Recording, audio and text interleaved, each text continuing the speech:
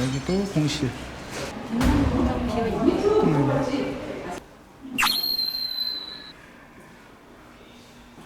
어떻게 하다가 상가는 이런 일이 일어났을까요? 봄티와 함께 우리 손을 울려보세.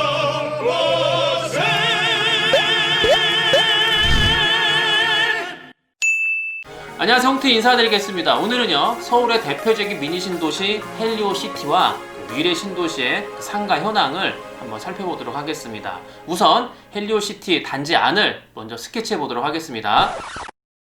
그 헬리오시티 입구고요. 여기가 입구.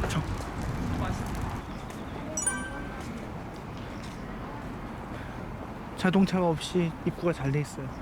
조경도 잘 돼 있고 여기. 아니, 느낌이 오피스텔이야. 그래도 시세는 20억씩 간다는 거고요.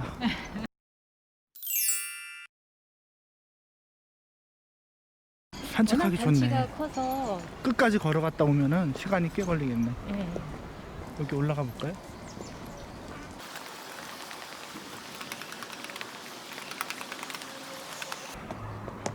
아, 여기도 미니 공원이네요. 안 보이네요. 이쪽은 그래도 좀 가까이 붙어 있어요. 네. 아파트 동들이 217동, 209동. 209동. 아무래도 이 끝에 쪽이 조금 저렴하지 않을까. 이쪽은 또 한가하게 걸을 수 있네.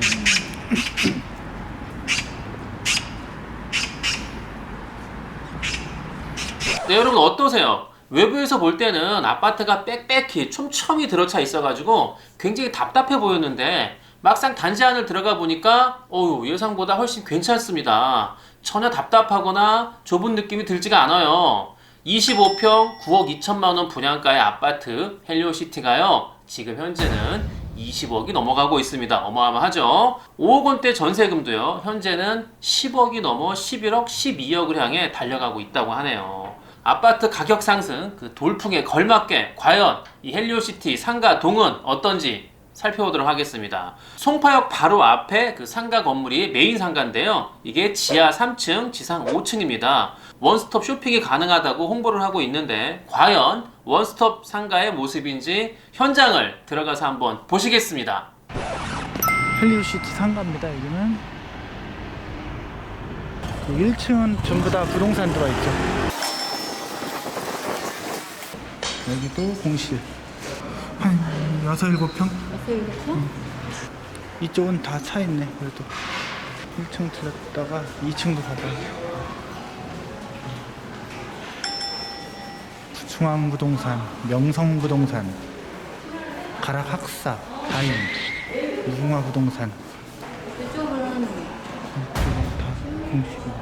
이쪽은 평수가 넓네요.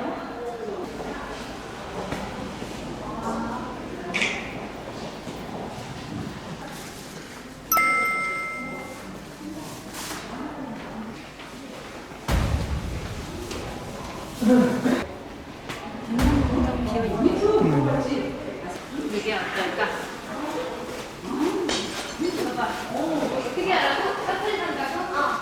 상층은 들어오자마자 임대. 저기. 이렇게 다.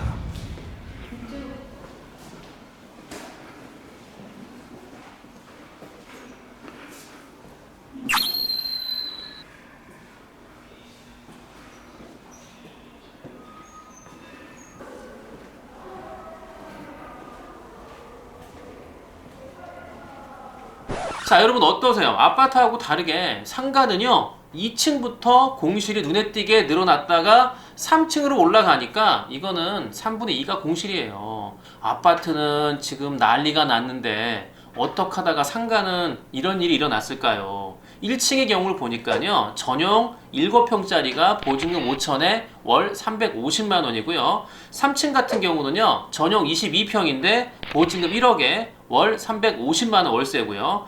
3층에 28평 같은 경우도요, 보증금 8천에 월세 400이 나와 있습니다. 여러분, 이 임대료가 어마어마하지 않습니까? 요즘 같은 때 보증금 1억 또는 5천 또는 8천에 월세가 300, 400, 500이면은 이거 들어갈 만한 당인들이 있을까 모르겠습니다.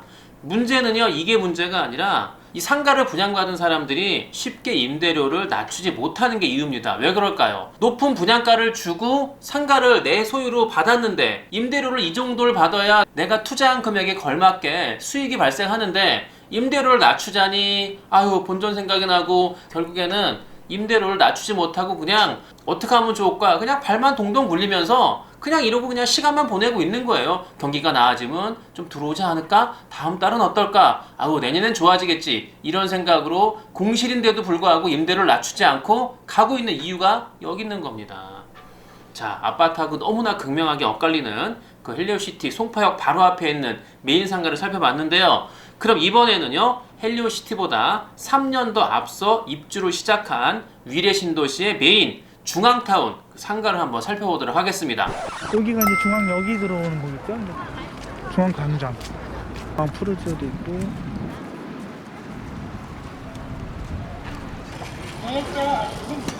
이게 위례 중앙타워죠? 중앙타워 게이트 1번이네요. 여기 1번이고 1층 상가들은 다 들어와서 공실이 안 보여요. 여기는 맞은편도 다 들어와 있고.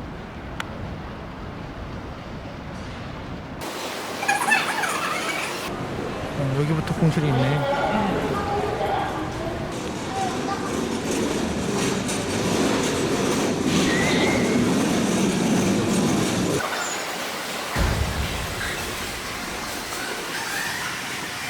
은행이 다른 데가 있네요.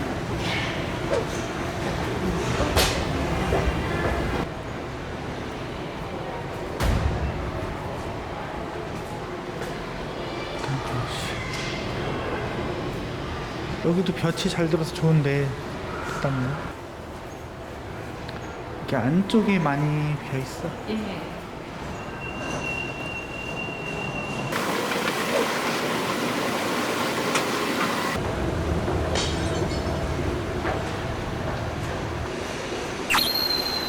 많이 비었네요.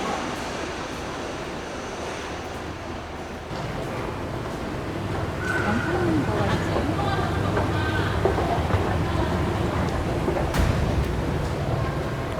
4층. 여기도 공실. 자, 여러분 어떠세요? 헬리오시티하고 뭐 차이가 별반 나지 않아요. 역시 고층으로 올라갈수록 공실이 눈에 띄게 많이 보이죠. 그런데 위례신도시는요, 전체적으로 볼 때 더 심각합니다. 중앙타워 상가가 메인인데 이 메인 상가가 이 정도니 주변 다른 상가는 어떻겠습니까?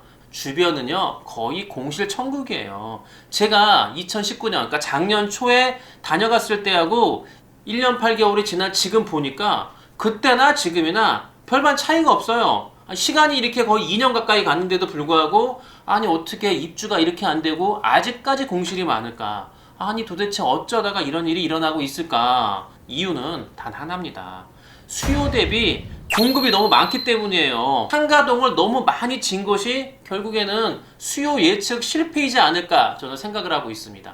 경기가 좋지 않은 이유 하나, 코로나 바이러스 영향 하나. 그런데 이 두 가지 이유 때문에 공실이 늘어난다? 저는 이 두 가지가 이유의 전부라고 생각을 하지 않습니다. 위례신도시 조성할 때부터 상가동의 공급이 너무 많다는 얘기들이 있었어요. 그런데도 불구하고 무슨 소리냐. 4만 5천 세대에 입주하는 사람들만 12만 명이 들어오는데 12만 명이 이 안에서만 물건을 사고 정말 지출을 한다면 이 위례신도시 안에 있는 모든 상가가 공실이 날 리도 없고 장사가 안 될 리도 없다, 이렇게 판단을 한 거죠. 그런데 어떻게 됐습니까? 결과는 극명하게 차이가 났죠. 예측한 거하고 다르게 시간이 3년이 흘렀지만 결국에는 상가는 계속 공실이 늘어나고 있고요. 상인들은 절대로 들어오지 않고 기존에 들어왔던 사람들도 장사가 안 돼서 밖으로 나가는 형편입니다. 아파트를 분양받은 사람들은 정말 그야말로 로또를 받고 아파트 값이 2배가 올랐는데, 상가를 분양받은 사람들은 로또는커녕 완전히 쫄딱 망해서 앉은 자리에서 매달 관리비만 나가면서 그냥 손실만 보는 거예요. 이런 형국입니다. 그래서 충분한 수요 예측 조사를 꼼꼼하게 확인하고, 그리고 그 상가를 분양받기 전에 이 상가가 왜 이렇게 많이 조성이 되는지 그런 것들을 조금만 더 확인을 했던 사람이라면 아마 분양받을 때 조금 고민을 더 해서 안 했을 것 같다는 생각이 듭니다. 제가 아는 분도요, 유래신도시의 상가에 당첨이 됐어요. 그런데 안 했어요. 왜? 상가가 너무 많다 이거예요. 이게 너무 분양가도 비싼 데다가 과연 이렇게 많은 상가인데 이게 다 들어와 찰까? 그런데 분양사는 이렇게 얘기하는 거예요. 무슨 소리 하냐? 12만 명이 들어온다. 그래도 부족하다 상가가. 그런데 그분께서는 아니다 결정을 내린 건데 지금 생각해보니까 그분의 결정이 맞은 거죠.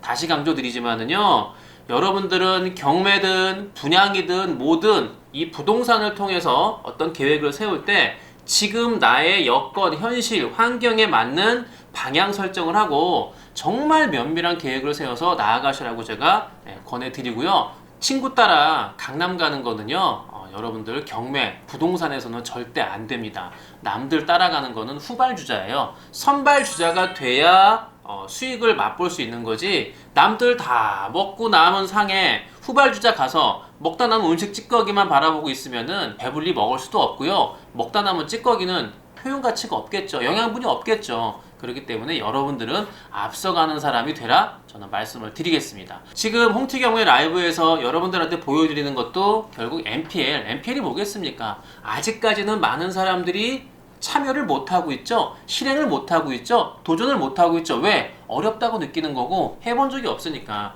경매처럼 그냥 조사해서 입찰하는 게 아니기 때문에 엄두를 못 내고 있는 거예요. 그래서 제가 말씀을 드리는 겁니다. 여러분 도전해 보시라고. 인생은 도전이고요. 먼저 앞서간 사람이 취할 수밖에 없는 구조가 된다는 거 명심하시기 바랍니다. 더 좋은 영상을 가지고 돌아오도록 하고요. 헬리오시티 또는 미래신도시 여러분들 시간 되고 기회 되실 때 한번 직접 가셔가지고 그 현장을 보시는 것도 여러분들 부동산 공부에 큰 도움이 될 거라고 저는 생각을 합니다. 오늘 여기까지 할게요. 안녕.